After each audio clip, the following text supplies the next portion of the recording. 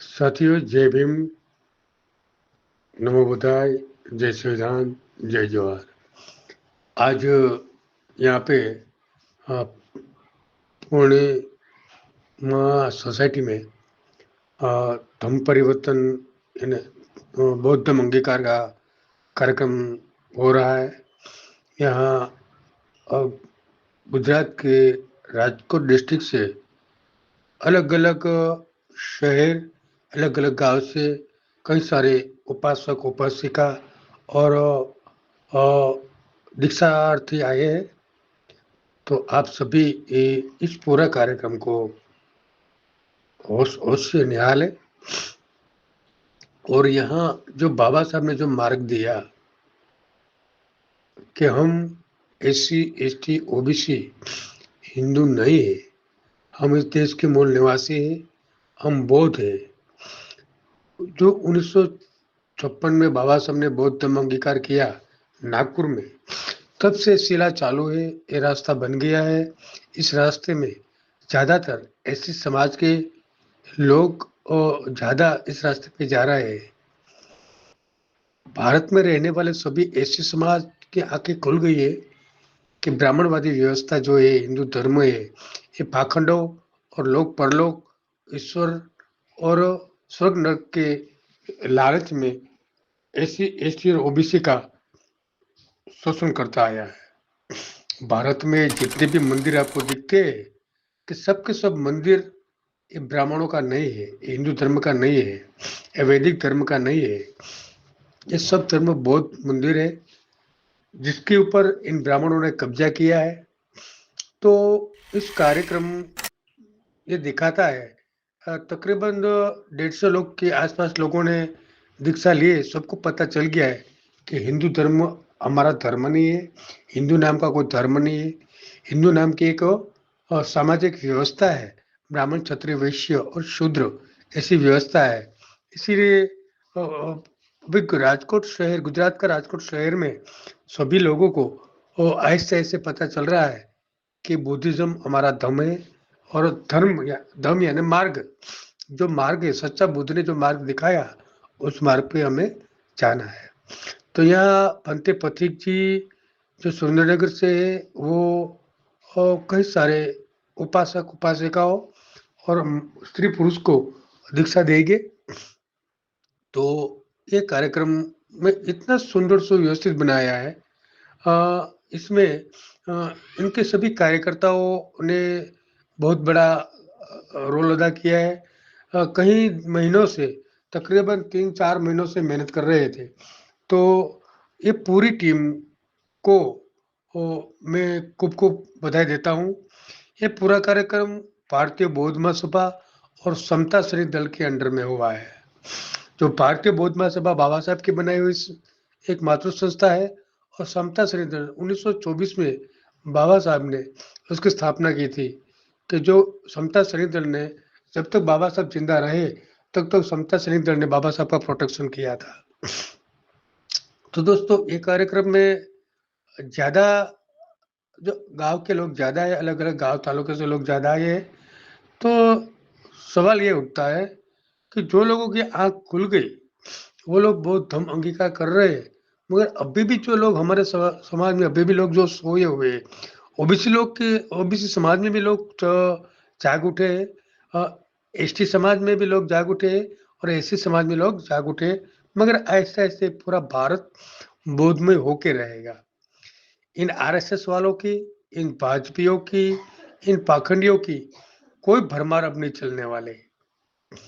ब्राह्मणवादी जो व्यवस्था बनाई गई है, ब्राह्मण क्षत्रिय वैश्य और शूद्र की जो व्यवस्था बनाई गई है, वो व्यवस्था अब टूट रही है, टूटने की कगार पे आ गई है। अब लोगों की एक्चुअली पूरी आंख खुल गई है। तो दोस्तों, ये कार्यक्रम आप देखें। इस कार्यक्रम में जो व्यवस्था है, ये तारीफने काबिल है। ज्यादातर लोग उपासक और उपासिका और दीक्षार्थी, वो सब व्हाइट वस्त्र में आए हैं। इतना डिसिप्लिन है, इतना शिष्टाचार है। जब भोजन होता है तब भी बहुत बढ़िया डिसिप्लिन रहता है। सब लोग अपनी अपनी जगह से शांति से भोजन लेके अपनी जगह पे बैठते हैं। तो दूसरी बात ये है कि जो बच्चे हैं यहाँ खिलखिलाते हैं, खुशियों से कूद रहे हैं और वो बच्चों को वो एक नया माहौल मिला है। हमारे एससी, एसटी, ओबीसी समाज के बच्चे को ऐसा बोधमय माहौल माहौल मिलेगा, तो अपने जीवन में, अपने माइंड में कोई परिवर्तन आएगा। तो हमारे समाज के सभी लोगों को मेरा निवेदन है कि हमारे बच्चों को बुद्धिज़्म की ओर ले जाए और बाबा साहेब हमारे बहुजन महापुरुष की विचारधारा की ओर ले जाए, तभी ये समाज सुदृढ़, सुंदर और सुव्यवस्थित बन सकता है। हमें एक आदर्श समाज का निर्माण करना है तो हमें एक आदर्श बौद्ध समाज का निर्माण करना है तो हमें बौद्ध धर्म की ओर जाना पड़ेगा। गुजरात में आज भी राज्य सरकार के रिकॉर्ड में बौद्धों की संख्या ज़्यादा नहीं है। आज हमारा एक विश्व धरोहर बोध गया महाविहार आज भी ब्राह्मणों के कब्जे में है। इसका मतलब ये होता है कि हमारे भारत, ये देश भारत का होते भी यहाँ बौद्धों की संख्या कम है। तो हमें रजिस्टर यानी कि राज्य सरकार के पन्नों पे हमारा नाम बौद्ध होना चाहिए, हिंदू नहीं। एससी, एसटी और ओबीसी बौद्ध होना चाहिए। और एसटी समाज जो आदिवासी समाज, तो उन्होंने तो चैलेंज कर दिया है कि हम लोग हिंदू नहीं है, हम प्रकृति पूजक है। तो यार, ये जो लोग एससी समाज है वो भी प्रकृति पूजक है, ओबीसी समाज है वो भी प्रकृति पूजक है। हम सब बौद्ध की परंपरा और बौद्ध की सभ्यता संस्कृति से मिले जुले हुए हैं।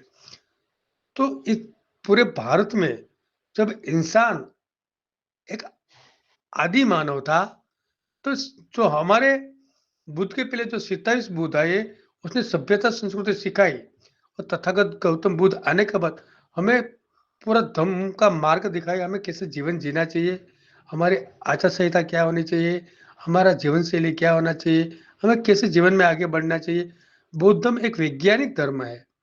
इसमें कोई पाखंड, कोई ईश्वर का कोई जगह पे जगह नहीं है, कोई ठिकाने पे जगह नहीं मिलेगी आपको। ईश्वरवाद से कोई ताल्लुक ही नहीं है हमारा, अवतारवाद से भी कोई ताल्लुक नहीं है हमारा। ओनली फॉर इंसानियत, मैत्री, प्रेम, करुणा, प्रज्ञाशील समाधि और हमें अहिंसा से भरे। जब कभी भी कोई भी बोझ हो, कोई भी इंसान हो, जब इसके ऊपर अत्याचार होता है, तब अत्याचार सहन नहीं करना, इसका प्रतिकार करो सामने से। बोध ऐसे बोध होने चाहिए हमारे कि वो वंदना करे, विपश्यना करके बैठे ना रहे। उसको धर्म का प्रचार करना है और सत्य के लिए लड़ाई करनी है। हम प्यार, प्रेम, करुणा, मैत्री सब चीज हमारे अंदर है। पर जरूर पड़े तो हथियार उठाना, तो हथियार भी उठा लो। क्योंकि हमारे बौद्धों का कत्ल हुआ, इसका मतलब ये हुआ कि बौद्ध अहिंसक थे। मगर युग बदल गया है, सिर्फ अहिंसा काम नहीं आएगी।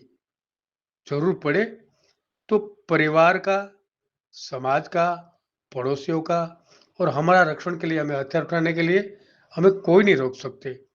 अब भारतीय संविधान में 68 जो नियम है कि इसमें भाई हमें हमारा बचाव हमें करना है, तो हमें बचाव कर सकते हैं। हमारे ऊपर कोई कानून लागू नहीं होता। तब हमारे जान परिवार का, बच्चों का, हमारा और अड़ोस पड़ोस का और समाज का जो बचाव करना है, तो हम किसी और की भी हिंसा कर सकते हैं। मैं इसका मतलब ये नहीं कि हम हिंसा करें। मुझे जब हमारे ऊपर अत्याचार, अन्याय होता है, तब हमें हमें योद्धा बनना है, शूरवीर बनना है, एक वीर बनना है, एक वीरांगना बनना है। तो गुजरात की सभी ऐसी बहनों जो यहाँ दीक्षा ले रही है, ये सभी बहनों से मेरा निवेदन है कि आपका घर का माहौल पूरा बौद्धमय बनाइए और हमारे बेटे बेटियां को बुद्धिज्म की ओर ले जाइए। और हमारा बच्चे को हमें निडर बनाना है, डरपोक नहीं बनाना है। किसी के साथ भिड़ जाएगी वो, जब अपना स्वाभिमान की बात आएगी तो पीछे हट नहीं करेगा। समाज की और धर्म को बचाने की बात आएगी तो पीछे नहीं हटेगा। तो इस तरीके से हमें आगे बढ़ना है। तो धर्म को कैसे आगे बढ़ाए? धन धर्म को आगे बढ़ाने के लिए धन भी चाहिए, लोग भी चाहिए। तन, मन और धन, तीनों को तीन चाहिए।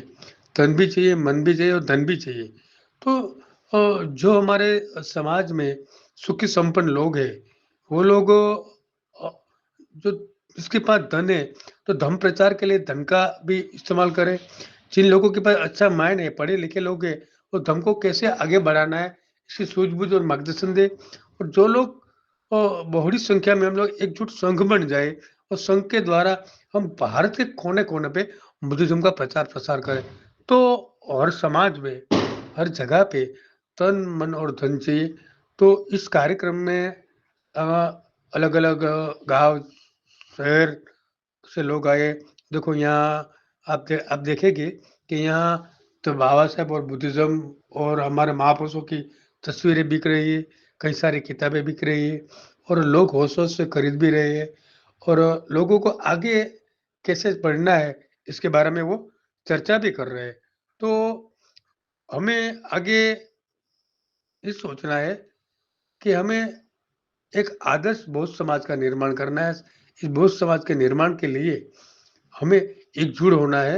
हमें कभी-कभार आपस में बोध हो के आपस में टकराव करते हैं, बहस करते हैं, फिलॉसफी करते हैं, जो कि फालतू की फिलॉसफी रहती है। वो फिलॉसफी वास्तविक फिलॉसफी नहीं होती। बुद्धिज़्म का और बाबा साहेब की विचारधारा को पूरा समझते ही नहीं और फिलॉसफी करने बैठ जाते हैं। समझ कैसा माहौल है, कैसा वातावरण, उसके साथ हमें कदम से कदम मिला के चलना पड़ेगा।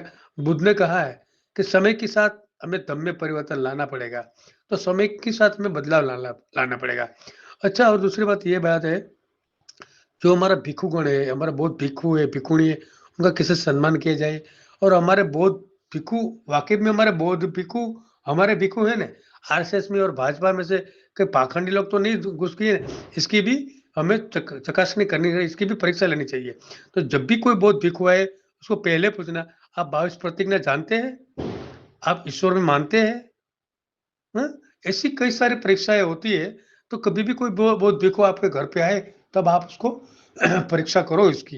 क्योंकि आजकल ऐसा हो रहा है कि आरएसएस में बैठे पाखंडी लोग बहुत भिखु बन के हमारे घर तक आ जाते हैं और हमें बहकाते हैं और बुद्धिज़्म में ब्राह्मणवाद घुसड़ रहे हैं, इसके बारे में हमें चौकन्ना रहना चाहिए।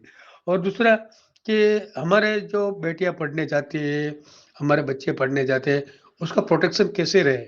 हमें हमारा एक यूनिटी बननी चाहिए। चाहे समझ लो कोई स्कूल में हमारे बच्चे बटी बेटियाँ पढ़ती हैं, बेटे पढ़ते हैं, उसका पूरा यूनिट बन जाना चाहिए। तो उस स्कूल में हम बौद्ध हैं सब, तो हमारा एक सबसे आपस में लड़ाई नहीं है, हम सब मिल-जुल के रहें। और कोई भी लोग कैसे भी दूसरे कोई स्टूडेंट होते हैं कि वो लोग हमारे साथ वो कुछ ऐसा करते हैं, तो हमें हमारा बचाव कैसे करना है, हम मिल-जुल के रहे तो हम बचाव हमारा कैसे क बचाव कर सकते हैं। कहीं स्कूल में, कोई बिज़नेस में, कोई इंडस्ट्रीज़ में, हर जगह पे हमारे साथ अत्याचार, अन्याय होता रहता है। बौद्ध बनने के बावजूद भी। वो बौद्ध बनने के बावजूद भी हमें वो एससी समझता है, अनुसूचित जाति का समझता है, एसटी समझता है, आदिवासी समझता है, लघुमती यानी क्या वो क्या बोलते हैं, ओबीसी ओबीसी समझते। तो हमें ये करना है कि हमें मिल-जुल के रहना है, पूरा यूनिट बनाना है और यूनिट के साथ हम काम कर सकते हैं।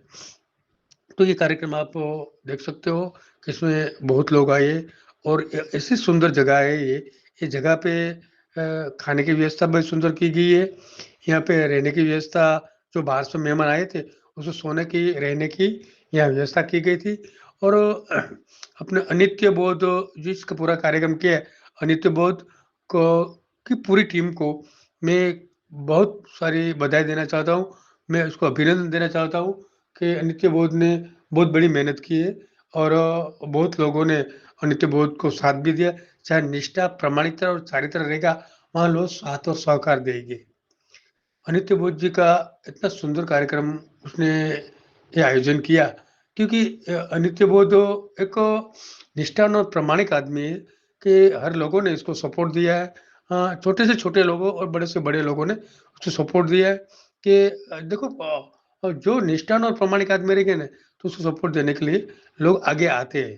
तो मैं इन पूरी टीम को मैं खूब-खूब अभिनंदन देता हूँ और आगे हमें कुछ न कुछ आगे बढ़ना है, आगे ले जाना है। तो गुजरात में रहने वाले सभी बौद्धों और अम्बेडकरवादियों और बहुजन विचारधारा के मिशन को भीम मिशन चलाने वाले, बहुजन मिशन को चलाने वाले सभी लोग एकजुट हो जाइए। हमें आपस में टकराना नहीं है। हमारी राजकीय पार्टी, हमारी सामाजिक पार्टी और हमारी धार्मिक पार्टी सभी एक प्लेटफ़ॉर्म हमें आ जाना है। हमें बहुत दम की ओर जाना है। देश को बोधमय बनाना है। तो ये पूरा कार्यक्रम आगे देखिए, आगे देखते जाइए और इसमें से कुछ सीखिए। देश को बोधमय बनाना है, तो पहले हमारा परिवार को सुदृढ़ सुंदर बनाना है, हमारे बच्चों को बुद्धिज़्म को ओर ले जाना है, हमारी औरतों को समझ जाना चाहिए, हमारी औरतें अंधश्रद्धा, पाखंड, कुरीति, कोई देवी-देवी के फासले में न फँसे और बुद्धिज़्म को फॉलो करें। तो ये कार्यक्रम पूरा आगे देखिए। प्रकाश भाई सिंधव तो सामाजिक कार्यकर्ता और वाम समाज के बहुत बड़े सक्रिय कार्यकर्ता है, वो हमारे सामने मौजूद है। तो महागुजरात एसी महासभा जो चैनल है वो चला प्रकाश भाई का इंटरव्यू लेने जा रहा है। हाँ, तो प्रकाश भाई जय भीम। जय भीम सर जी, आज का जो ये कार्यक्रम था इसके बारे में आपको क्या कहना है? आज 14 अक्टूबर है और आज ही के दिन डॉक्टर बाबा साहेब आम्बेडकर ने जो बहुजन समाज है, जो बहुसंख्य है, उसको ब्राह्मण जो धर्म है वहाँ से निकाल के जो भारत का मूल धर्म है, दम है, जो रास्ता गौतम बुद्ध ने दिखाया है, उसी रास्ते पे बाबा साहेब चले और भारत के सभी जितने मूल निवासी लोग हैं, यहाँ के स्थानिक हैं, उन लोगों को ये रास्ता दिखाया कि हमारे जो लोग हैं वो धार्मिक है, तो उसे कुछ ना कुछ चाहिए। इसलिए जो बौद्ध का मार्ग था, सभी धर्मों की बाबा साहब ने पढ़ाई करने के बाद जो बौद्ध का मार्ग था, जो बौद्ध धम्म था, जो बुद्ध ने उत्पन्न किया, वो रास्ते पे बाबा साहब चले। तो आज का जो दिन है, वो दिन जो बाबा साहब ने दीक्षा लिया था, वही दिन सिलेक्ट किया।